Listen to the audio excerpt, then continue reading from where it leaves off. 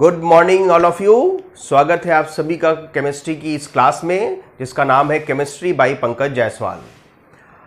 पिछली क्लास तक हम लोगों ने सॉलिड स्टेट में ठोस अवस्था में हम लोगों ने ये समझा था कि जो HCP पैकिंग होती है या CCP पैकिंग होती है, HCP पैकिंग का यूनिट सेल कैसा होता है, CCP पैकिंग का यूनिट सेल कैसा होता है।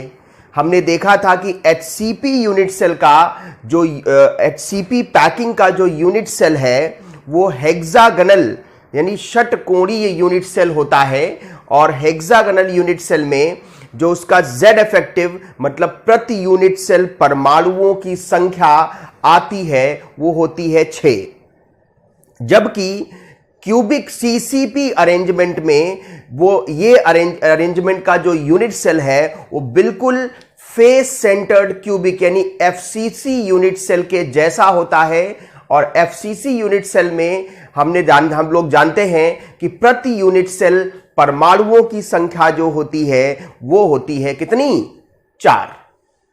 तो HCP में परमाणुओं की संख्या प्रति यूनिट सेल 6 और CCP में परमाणुओं की संख्या प्रति यूनिट सेल 4 होती है, FCC जैसा होता है।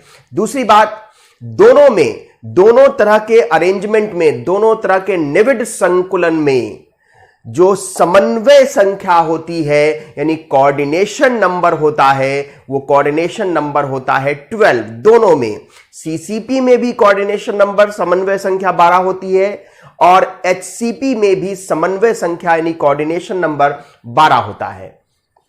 उसके बाद हमने पिछले वीडियो में यह भी डिस्कस किया था कि किसी यूनिट सेल में यदि हमें रिक्तियों को स्थान देना हो, रिक्तियों को स्थापित करना हो यूनिट सेल के अंदर, तो हम कहां पर रिक्तियों को स्थापित करेंगे।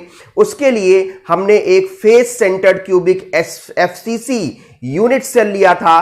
तो हम जानते हैं FCC यूनिट सेल में प्रति यूनिट सेल परमाणुओं की संख्या 4 होती है, तो अष्टफलकीय रिक्तियों की संख्या भी 4 होगी प्रति यूनिट सेल।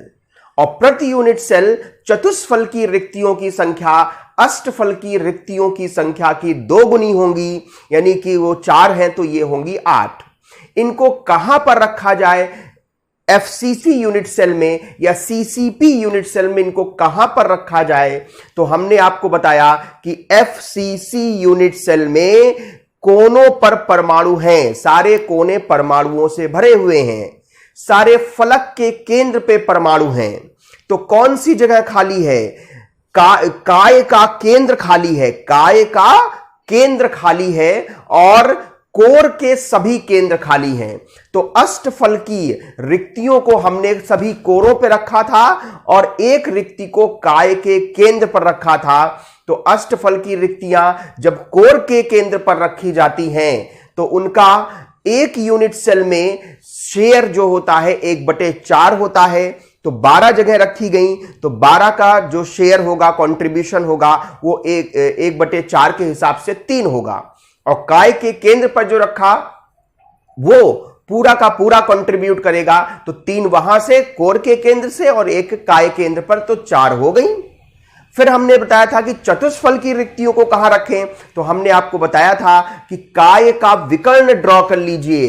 काय का विकर्ण मतलब कोने से एक लाइन खींचिए, काय केंद्र पर आइए, काय केंद्र से दूसरे कोने पर जाइए, सामने वाले कोने पर, यह कहलाएगा काय विकर्ण। मतलब 2 कोनों को जोड़ने की जो लाइन होती है जो यूनिट सेल के अंदर से काय के केंद्र से जाएगी उसे हम काय विकर्ण कहते हैं। काय विकर्ण पर कोने से 1/4 दूरी पर हम एक चतुष्फल की रिक्ति को और दूसरे कोने से 1/4 पर दूसरी चतुष्फल की रिक्ति को रख सकते हैं। तो एक काय विकर्ण पर 2 चतुष्फल की रिक्तियों को रखा जा सकता है। तो 4 काय विकर्ण बनेंगे तो हम 8 चतुष्फल की रिक्तियों को वहां पे स्थान दे सकते हैं और ये यूनिट सेल के अंदर आएंगी तो इनका पूर्ण रूप से जो है कंट्रीब्यूशन होगा, यानी कि 8 की 8 पूरी यूनिट सेल के प्रति यूनिट सेल चतुष्फल की रिक्तियों की संख्या 8 हो जाएगी। तो ये इस पे हमने कुछ फॉर्मूले बनाए थे, कुछ सवाल सॉल्व किया था हम लोगों ने। आज इसके आगे चलते हैं, आगे बढ़ते हैं, देखते हैं क्या नया टॉपिक है। नया टॉपिक आज का है संकुलन क्षमता। संकुलन क्षमता, संकुलन क्षमता। चलिए संकुलन क्षमता के बारे में बात करते हैं। यह क्या होता है संकुलन क्षमता?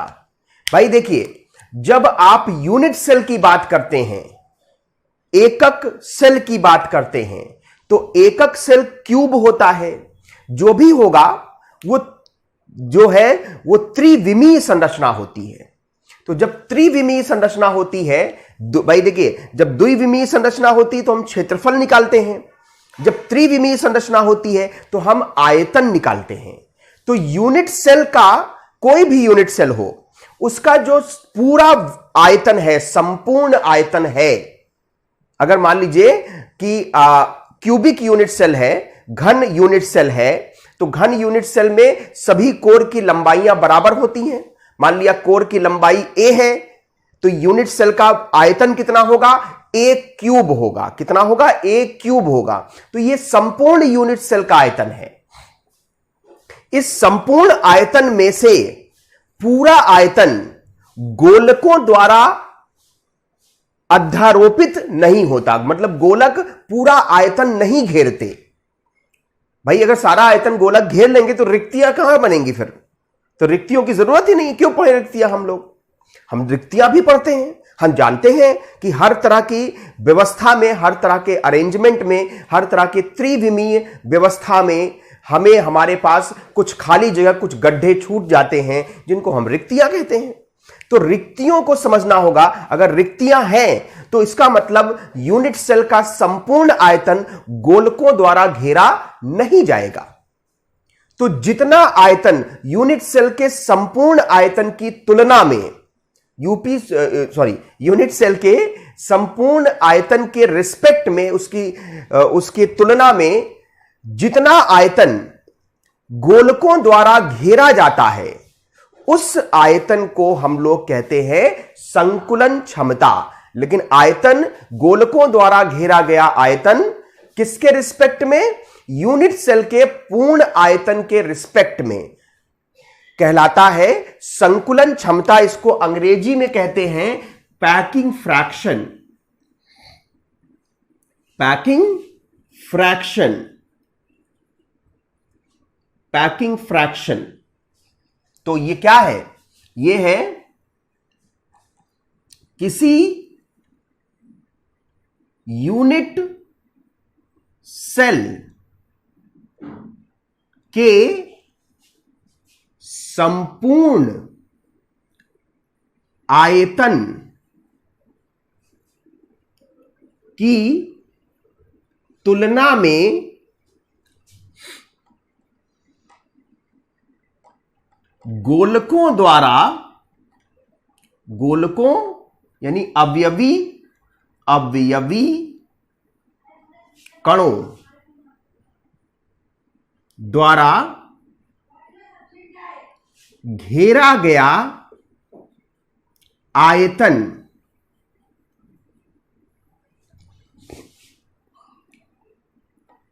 संकुलन क्षमता, संकुलन क्षमता कहलाती है। संकुलन क्षमता कहलाती है। जैसे मान लिया हमने कहा आपसे कि किसी यूनिट सेल का कोर की लंबाई 1 सेंटीमीटर है। कोर की लंबाई कितनी है? 1 सेंटीमीटर है। तो आयतन क्या होगा? 1 सेंटीमीटर का क्यूब कर दीजिए, तो 1 क्यूबिक सेंटीमीटर आएगा आयतन। यह संपूर्ण आयतन हो गया। अब मैंने कहा कि गोलकों द्वारा घेरा गया आयतन 0.6 क्यूबिक सेंटीमीटर है। गोलकों द्वारा घेरा गया आयतन 0.6 क्यूबिक सेंटीमीटर है। तो 0.6 क्यूबिक सेंटीमीटर बटे 1 क्यूबिक सेंटीमीटर यानी कि 0.6, यह होगा संकुलन क्षमता। मतलब अगर इसको सूत्र के रूप में प्रदर्शित करें तो संकुलन क्षमता बराबर होगा गोलकों द्वारा घेरा गया आयतन बटे यूनिट सेल का संपूर्ण आयतन, यह कहलाएगा संकुलन क्षमता। नोट कर लीजिए इसको।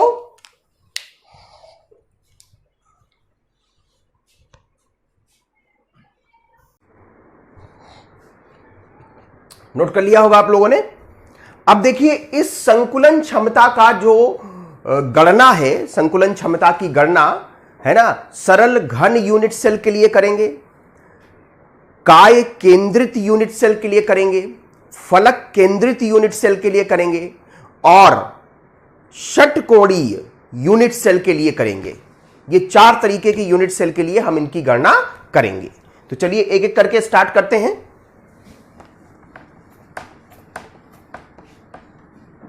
सबसे पहले सरल घन यूनिट सेल की संकुलन क्षमता।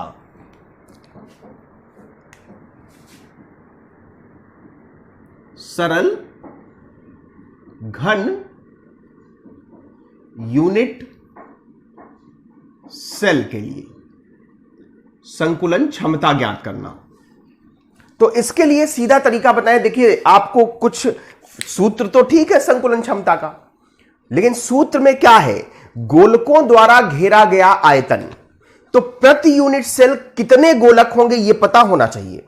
जैसे सरल घन यूनिट सेल में प्रति यूनिट सेल एक ही गोलक होता है, तो एक गोलक का आयतन क्या होगा, 4/3 पाई आर क्यूब। आर उसका त्रिज्या है, गोलक की त्रिज्या है 4/3 पाई आर क्यूब।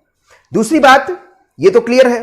दूसरी बात हमने बताया कि यूनिट सेल का संपूर्ण वॉल्यूम, संपूर्ण आयतन क्या होगा, ए क्यूब। लेकिन आप गोलक का आयतन त्रिज्या के पदों में लिख रहे हैं, तो कोर के पदों में आयतन, कोर लंबाई के पदों में आयतन नहीं लिख सकते। हमें कोर लंबाई और त्रिज्या में संबंध निकालना पड़ेगा, और त्रिज्या के संदर्भ में, त्रिज्या के पदों में हम लोगों को यूनिट सेल का आयतन निकालना पड़ेगा, तब हम सॉल्व कर पाएंगे, है ना। तो आपको देखिए, अगर सरल घन यूनिट सेल का एक सामने का फलक बनाएं, सामने का फलक, तो सामने का फलक कुछ ऐसा दिखाई देगा। ये एक गोलक, ये दूसरा गोलक, इसी के नीचे तीसरा गोलक, इसी के नीचे चौथा गोलक। इनके केंद्रों को मिला दिया जाए तो सामने का फलक बन जाएगा। एक फलक आपको दिखाई दे रहा है अब। तो इस फलक में इसी तरह पीछे होगा, है ना। तो हमें एक से ही, मतलब एक से ही हमारा काम चल जाएगा। ये कोर लंबाई है, इसको ए से लिखते हैं, और ए का मान देखिए, इसका त्रिज्या और इसकी त्रिज्या मतलब 2r। तो ये सरल घन यूनिट सेल, सरल घन यूनिट सेल के लिए कोर की लंबाई और त्रिज्या में संबंध है ना। कोर लंबाई एवं त्रिज्या में संबंध है। क्या है, a बराबर 2r। तो ये आपका सरल घन यूनिट सेल के लिए आया।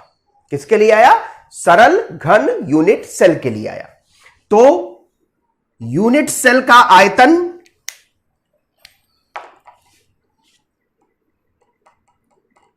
यूनिट सेल का आयतन, संपूर्ण आयतन, यह होगा ए क्यूब, है ना भाई। लंबाई गुणे चौड़ाई गुणे ऊंचाई, लंबाई भी ए है, चौड़ाई भी ए है, ऊंचाई भी ए है। ए का मान 2r है, तो 2r का होल क्यूब, यानी कि आएगा 8r क्यूब। ये यूनिट सेल का संपूर्ण आयतन है। अब सरल घन यूनिट सेल में प्रति यूनिट सेल गोलकों की संख्या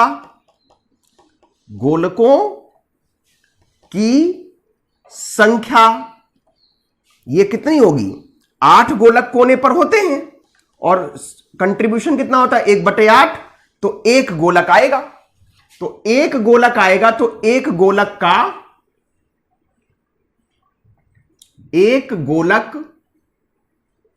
का आयतन ये बराबर होगा 4/3 पाई आर क्यूब, ये भी त्रिज्या के पदों में। अब ये गोलक का आयतन हो गया, देखें ये गोलक का आयतन हो गया और ये यूनिट सेल का आयतन हो गया। दोनों को भाग दे दीजिए, है ना, संकुलन क्षमता प्राप्त हो जाएगी। तो संकुलन क्षमता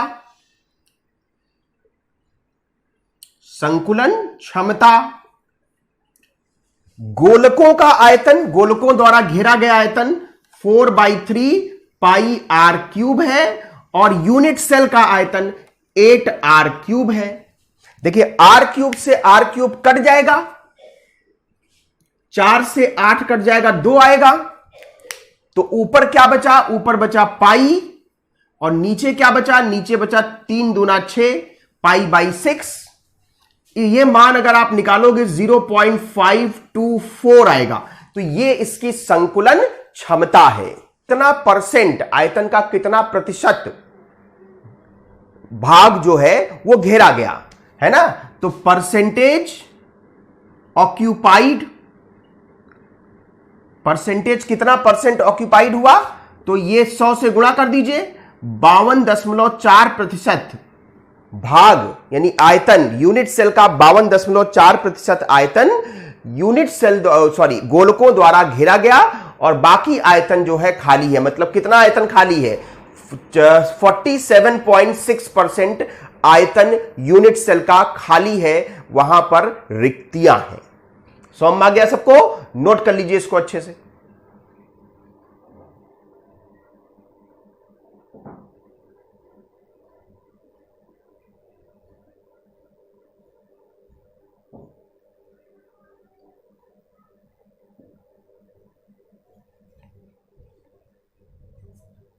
चलिए दूसरा देखिए, सरल घन यूनिट सेल के बाद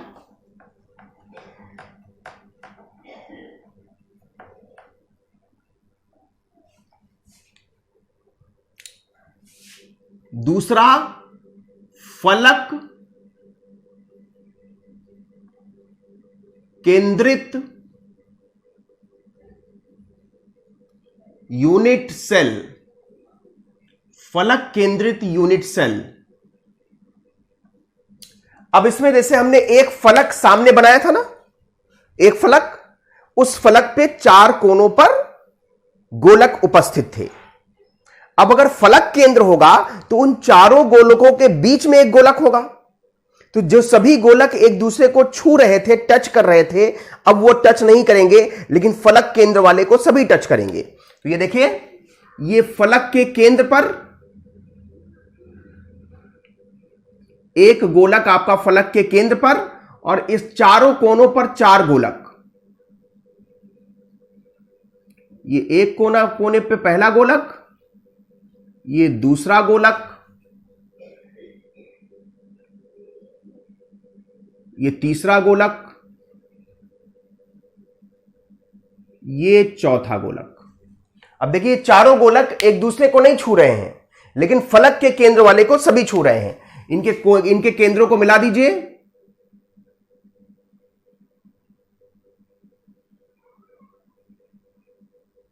ये केंद्रों को मिला दिया, ये सामने का फलक बन गया। तो अब देखिए सभी फलक केंद्र वाले को टच कर रहे हैं, है ना। तो सभी गोलक एक दूसरे के साथ सतत रूप में कहां से आ रहे हैं? ये देखिए, अगर ये लाइन खींच लें, ये वाली लाइन, तो देखिए यहां से यहां तक की दूरी, ये इस गोलक की त्रिज्या, यहां से यहां तक की दूरी बीच वाले गोलक का जो डायमीटर होगा, है ना, त्रिज्या की दोगुनी, है ना, और ये त्रिज्या, तो R 2R और ये R तो हो गया 4R 4R। ये देखें, ये जो लंबाइयां हैं ये ए है, सभी ए ही है, तो इन बिंदुओं को नाम दे दें ए, इस बिंदु को नाम दे दें सी, इस बिंदु बी और इस बिंदु को नाम दे दें सी।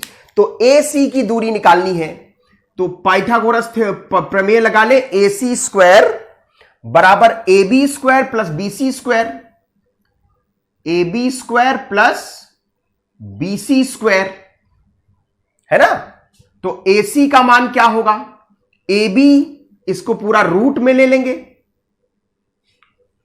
रूट में ले लेंगे तो ये देखिए ए ये भी है, ए ये भी है, तो ए स्क्वायर प्लस ए स्क्वायर, तो कितना आया √2a स्क्वायर, ए स्क्वायर को बाहर ले सकते हैं, तो ए सी का मान होगा √2a, यानी कि ए से सी तक का मान हो गया √2a।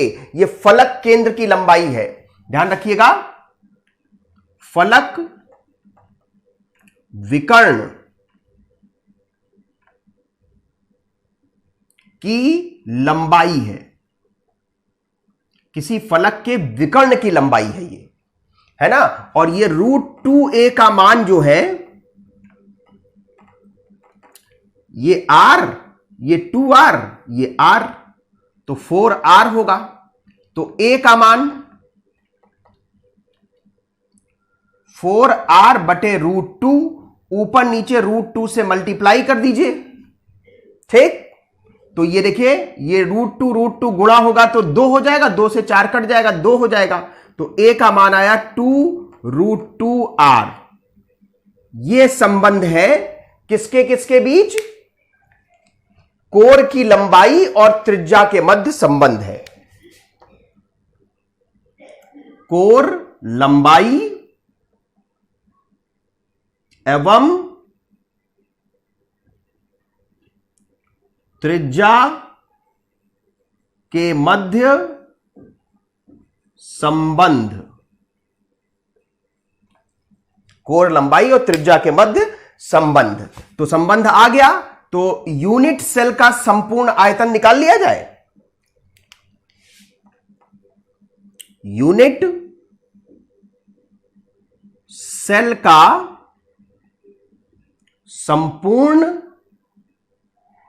आयतन a क्यूब होता है। अब a क्यूब की जगह कितना रखेंगे, 2√2r का होल क्यूब, तो 2 दूना 4 दूना 8, 8 दूना 16√2, तो 16√2r क्यूब, यह संपूर्ण आयतन हो गया। प्रति यूनिट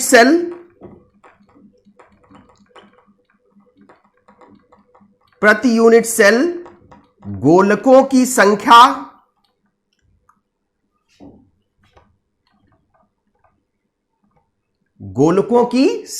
प्रति यूनिट सेल, तो यह भी निकाल लेते हैं।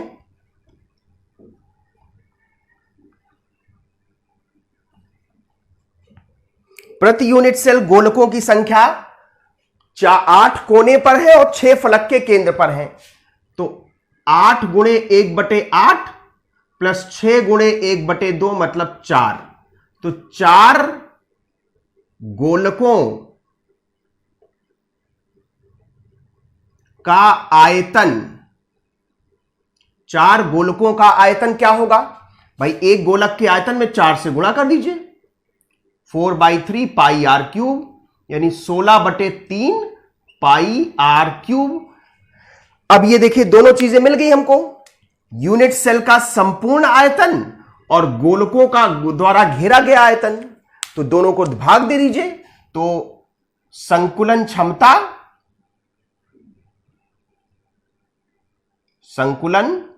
क्षमता बराबर गोलकों द्वारा घेरा गया आयतन पाई r क्यूब, और ये 16√2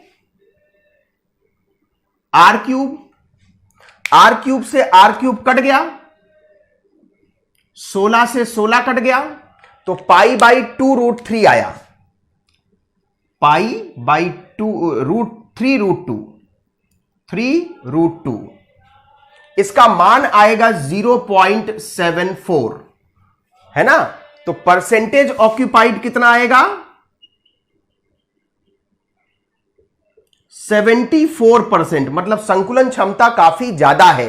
केवल 26% आयतन जो है वो गोलकों द्वारा घेरा नहीं गया है, बाकी संपूर्ण आयतन 74% यूनिट सेल का आयतन गोलकों द्वारा घेरा गया है। इसको नोट कर लीजिए।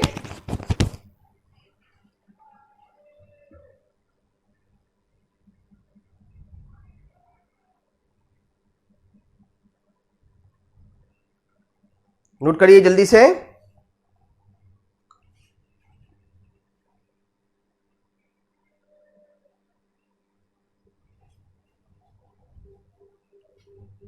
चलिए, तीसरा जो यूनिट सेल है वो काय केंद्रित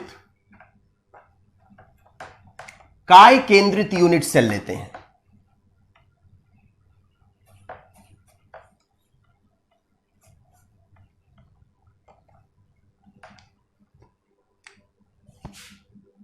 तीसरी यूनिट सेल काय केंद्रित यूनिट सेल है ना। मतलब कि बॉडी, भाई देखिए, जब फलक केंद्रित था तो कोने के जो गोलक थे वो फलक के केंद्र वाले गोलक को टच कर रहे थे, ठीक है। जब काय के केंद्र पर एक गोलक होगा तो 8 कोनों के जो गोलक हैं वो काय के केंद्र वाले को टच करेंगे, लेकिन एक दूसरे को कोई टच नहीं करेगा। तो इसके लिए एक क्यूब बना लेते हैं।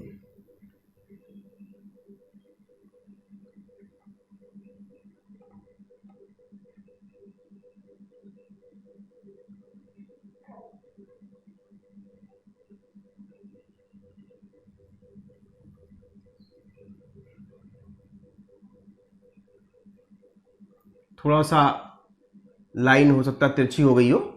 एक क्यूब बना लिया, कोनों पर सारे परमाणु हैं, सारे गोलक कोनों पर हैं और एक गोलक काय के केंद्र पर है। तो एक काय विकर्ण बना लीजिए, उसी काय विकर्ण पर रख दिया जाए, है ना। एक गोलक काय के केंद्र पर है। तो देखिए, मैंने क्या बताया, सभी गोलक काय केंद्र वाले गोलक के सीधे संपर्क में होंगे, उसको सीधे टच करेंगे। तो हमें ये दूरी निकालनी पड़ेगी, क्योंकि ये दूरी देखिए, ये गोलक और ये गोलक एक दूसरे के टच में होंगे। तो ये दूरी कितनी होगी? इसका रेडियस r, ये 2r और ये r, तो r 2r r यानी 4r ये दूरी होगी। लेकिन a के पदों में भी तो चाहिए दूरी, तभी तो संबंध निकलेगा। तो उसके लिए हमें एक फलक विकर्ण भी बनाना पड़ेगा, क्योंकि देखिए, ये जो आपका ट्रायंगल बनेगा वो 90 अंश का कोण होगा, 90 डिग्री ट्रायंगल होगा। और इसके लिए पाइथागोरस प्रमेय हम लगा सकते हैं। ये दूरी आपकी हमने पिछले बार निकाली √2a है, √2a है, काय विकर्ण है, सॉरी फलक का विकर्ण है, फलक का विकर्ण √2a होता है। ये वाली दूरी a है, तो ये दूरी कितनी होगी? ये मान लीजिए a, ये b, ये c, ये वाला d, तो AD की दूरी कितनी होगी? AD स्क्वायर बराबर AB square plus BD square. तो AD का मान क्या होगा? रूट के अंदर आ जाएगा AB √2a है, तो √2a का स्क्वायर करोगे तो 2a स्क्वायर हो जाएगा, और ये a स्क्वायर है, तो ये आ गया √3a, है ना। √3a जो है वो काय विकर्ण की लंबाई है, काय विकर्ण की लंबाई है। फलक के विकर्ण की लंबाई √2a और काय के विकर्ण की लंबाई √3a, है ना। तो अब ये देखें, √3a का मान जो है 4r होगा। हमने आपको बताया कि ये r, ये 2r, ये r, तो a का मान क्या होगा? a का मान होगा 4r/√3। ये जो मतलब कोर की लंबाई और त्रिज्या के मध्य संबंध है ना।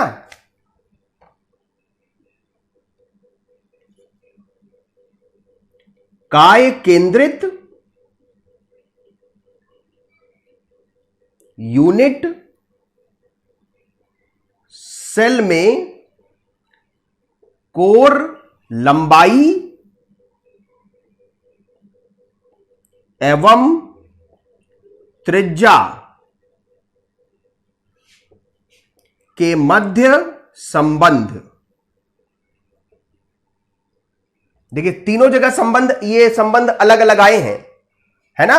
अब देखिए ये तो हो गया, तो यूनिट सेल का संपूर्ण आयतन, यूनिट सेल का संपूर्ण आयतन कितना होगा, a क्यूब होगा। तो a क्यूब का मतलब 4r/√3 का होल क्यूब, 4 चौको 16 चौको 64, 64 r³/3√3। ये हो गया यूनिट सेल का संपूर्ण आयतन। अब प्रति यूनिट सेल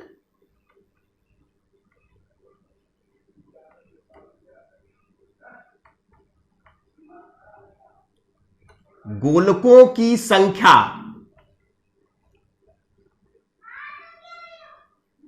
तो 8 × 1/8, लेकिन ये वाला बदल जाएगा 1 × 1 बराबर 2। तो दो गोलकों का आयतन, तो यहां 2 से गुणा करना पड़ेगा, और ये 4 दूना 8/3 πr² होगा। तो यहां पे 8/3 कर दीजिए, 8/3 πr², और ये मान बदल के हो जाएगा, इस मान की जगह पर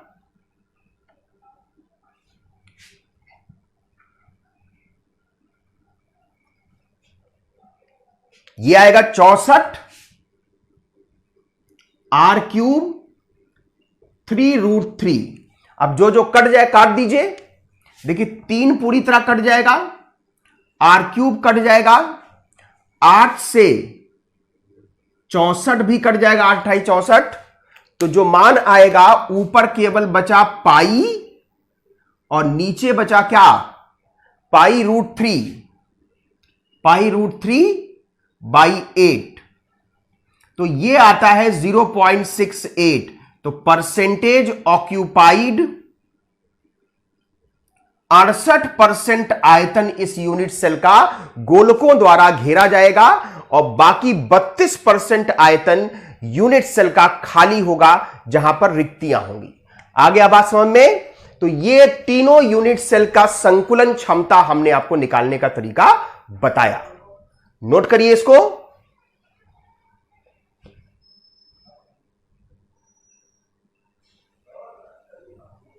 और एक छोटा सा सवाल,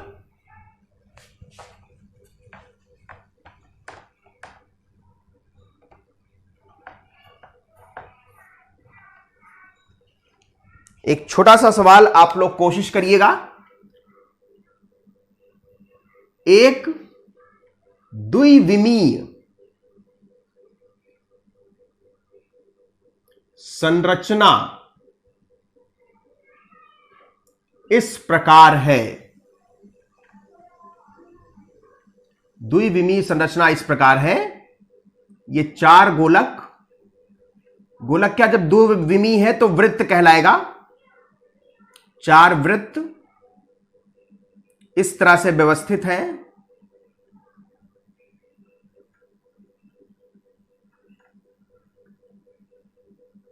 इनके केंद्रों को मिला दिया जाए तो एक वर्ग बन जाएगा, और वर्ग की लंबाई L है। वर्ग की लंबाई L है ना। तो संकुलन क्षमता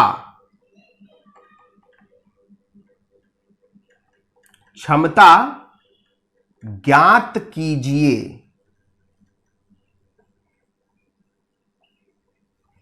द्विविमीय संरचना है।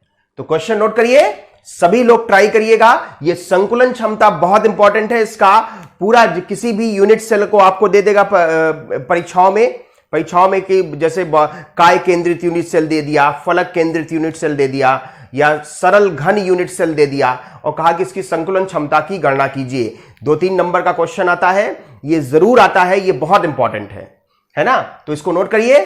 फिर हम लोग अब अगली क्लास में मिलेंगे, तब तक आप अपना ध्यान रखिए। सभी लोगों का बहुत बहुत धन्यवाद।